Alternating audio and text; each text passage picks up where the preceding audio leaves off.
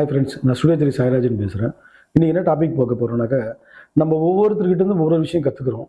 So இதில் வந்து பார்த்தீங்கன்னா, நான் வந்து இப்போ சினிமா நிறைய பேர் ஒர்க் பண்ணியிருக்கேன். அதில் நிறைய பேர் ஒர்க் பண்ணியிருக்கேன். அதில் வந்து பார்த்தீங்கன்னா, ஸ்டில் ஸ்டேனு சீனு அப்படின்னு ஒரு அண்ணா கூட ஒர்க் பண்ணியிருக்கேன்.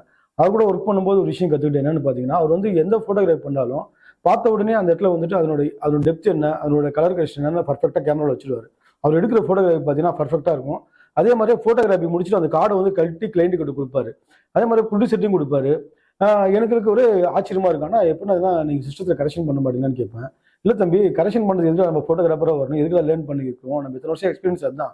நம்ம எடுக்கிற ஃபோட்டோகிராஃபி வந்து பர்ஃபெக்டாக இருக்கணும். ஸோ அதனால் எனக்கு வந்து அதில் என்னோட ஃபோட்டோகிராஃபி மேலே எப்பவுமே ஒரு கான்ஃபிடன்ஸ் ஜாஸ்தி.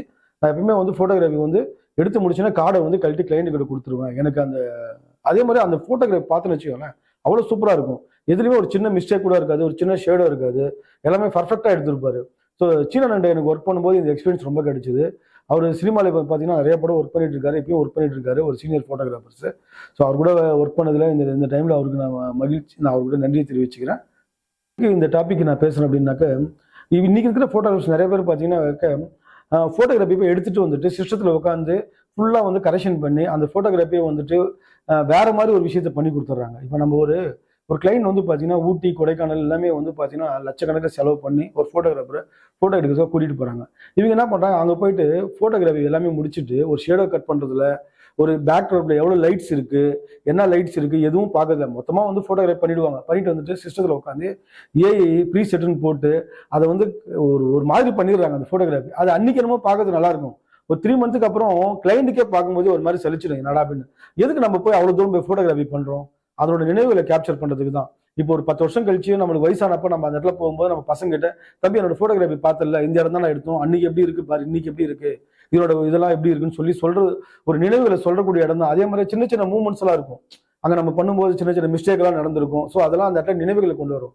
இது எல்லாமே இன்னைக்கு இருக்கிறவங்க நிறைய பேர் என்ன பண்றாங்கன்னா, ஏஐ ப்ரீசெட்டை போட்டு அதை டோட்டலாக அந்த நினைவுகளே அழிச்சிடுறாங்க. கிளைண்ட் பார்த்தீங்கன்னா அவ்வளோ செலவு பண்ணி கூட்டிட்டு போயிட்டு அதை வந்து அதனோட பேக்ட்ராப்பே வந்துட்டு ஒரு மாதிரி கலரிங் கொடுத்து, ஒரு மாதிரி எல்லோ கலர், ப்ளூ கலர் கொடுத்து அதை வந்து அந்த பேக்ட்ராப்பே வந்துட்டு ஒரு மாதிரி பண்ணிடுறாங்க.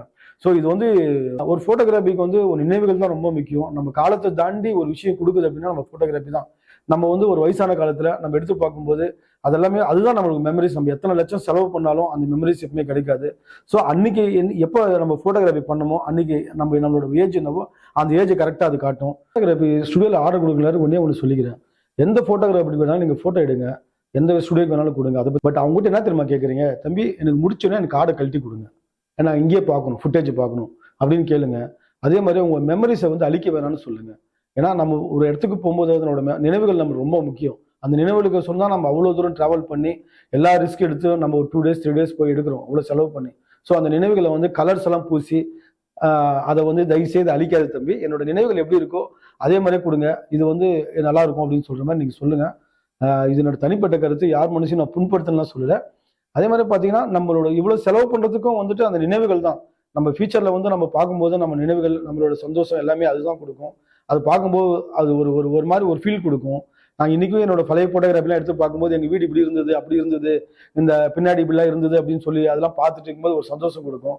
ஸோ அந்த மாதிரி நினைவுகளை வந்து நம்ம என்னைக்கும் அழிக்காதீங்க. நம்ம மேக்சிமம் நம்ம எடுத்த ஃபோட்டோகிராஃபியை ரியாலிட்டியாக அப்படியே நீங்கள் போஸ்ட் பண்ணுங்க, ரியாலிட்டியாக வந்து ஆல்பத்தில் போடுங்க. அது வருங்கால சங்கதிகளுக்கு நம்மளுக்கு நல்ல ஒரு பாண்டிங்கை கொடுக்கும், நம்மளுக்குள்ள ஒரு ரிலேஷன்ஷிப்பை கொடுக்கும் என்பதை நான் இதில் தெரிவிச்சுக்கிறேன். தேங்க்யூ.